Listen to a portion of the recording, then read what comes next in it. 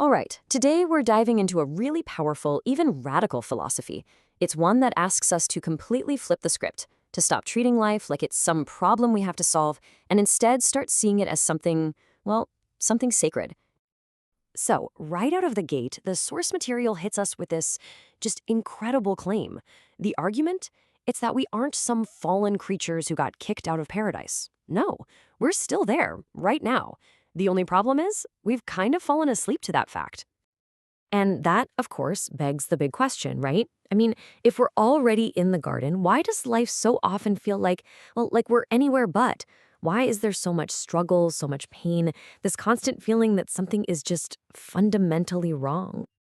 Well, according to this philosophy, the problem isn't with life itself. Not at all.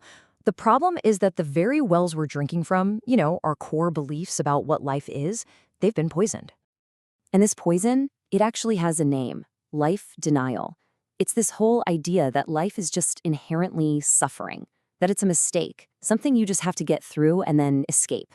The source uses this absolutely perfect analogy of the fox and the sour grapes. You know the one, right? When we can't reach the joy of life, we just tell ourselves, those grapes were probably sour anyway. We convince ourselves the joy wasn't even worth having. We've literally been taught to devalue the very thing that we are. So how in the world did we get locked into this life-denying mindset? Well, the source points to three specific inner jailers that keep us trapped. They're what's stopping us from actually experiencing the paradise that we're supposedly already in. Okay, so jailer number one, it's our own mind. Think about it. It is constantly running away from the present moment. It's either stuck in the past, living in memory, just replaying what's already over and done with, or it's off in the future, living in imagination, chasing something that hasn't even happened yet. And the result? It completely misses the only place where life is actually happening, right here, right now. Now, our second jailer is something the source calls imposed discipline. This is all about when we try to live by rules and routines that just aren't ours. And this quote is such a powerful example. Something that worked for Buddha, one specific person with a specific body and background, becomes this rigid rule that makes millions of other people who have totally different needs feel guilty. And this story just drives that point home, doesn't it? This young monk is miserable, not because they're lazy, but because they are trying to force their body to live by someone else's clock. The whole philosophy here is crystal clear. Real, true discipline comes from listening to your own nature, not from blindly following some external theory. All right, our third and final jailer is analysis. Our constant need to break everything down into its tiny little parts. And it turns out that process can be pretty deceptive. And you can see exactly what this means right here. I mean, take a beautiful flower. If you analyze it, what do you really find? Chemicals, chlorophyll, water.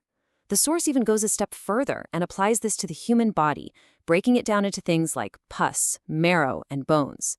Now, is the analysis factually correct? Sure, but in the process of breaking it all down, the beauty, the wonder, the flower itself, it just disappears. And that brings us to the absolute core of this idea. The truth of life isn't found by taking things apart. It's found in synthesis, in seeing the whole picture, and experiencing that unity where all the parts come together to become something so much more. Okay, so if those are our jailers, then how do we get free? Well, now we get to the good part, the keys, the actual tools we can use to unlock our own prison doors. So, what's the antidote to a mind that's just cluttered with rigid rules and all these analytical facts? It's wonder. It's having the humility to just stand before the great mystery of life and admit, you know what? I don't have all the answers. And this little story from the source is just perfect for this. An adult asks a child a question, expecting some textbook, knowledgeable answer. But the child? The child doesn't give an answer. Instead, he reveals an even deeper mystery. And in doing so, he reminds us that real intelligence isn't about repeating what we've been told. It's about staying open to the incredible vastness of what we don't know. So how do we put all of this together into a real, constructive way of living? If the goal isn't to deny life, then what are we supposed to be doing instead? Well, according to this philosophy, we're building a temple. The source tells this great story about three men who are all breaking stones. The first one is asked what he's doing, and he just says, "I'm breaking stones." The second says, I'm earning a living. But the third one, he smiles and he says, I'm building a temple. Now, think about that. They're all doing the exact same thing, but their actual experience of life, worlds apart. The whole goal is to transform our perception, to start seeing the sacred in our most everyday actions. And this is how we build that temple. It rests on 4 pillars. So pillar number 1 is life affirmation. That's a total unconditional yes to existence. Pillar 2, meditation. This is the practice of being present, of being centered, kind of like the calm eye of a cyclone. Then there's love, and this isn't something you do. It's something that just naturally overflows from you when you're centered. And finally, the 4th pillar is the inexpressible. It's that direct experience of the mystery that words can't ever really capture. They can only point towards it. And so that leaves us with this one last crucial question. The Source turns this whole philosophy right back around on us, on you. In your job, in your relationships, just in your daily life. What are you doing? Are you just breaking stones? Are you just earning a living? Or is every single action, every moment, a conscious act of building something sacred? The choice, it seems, is entirely ours.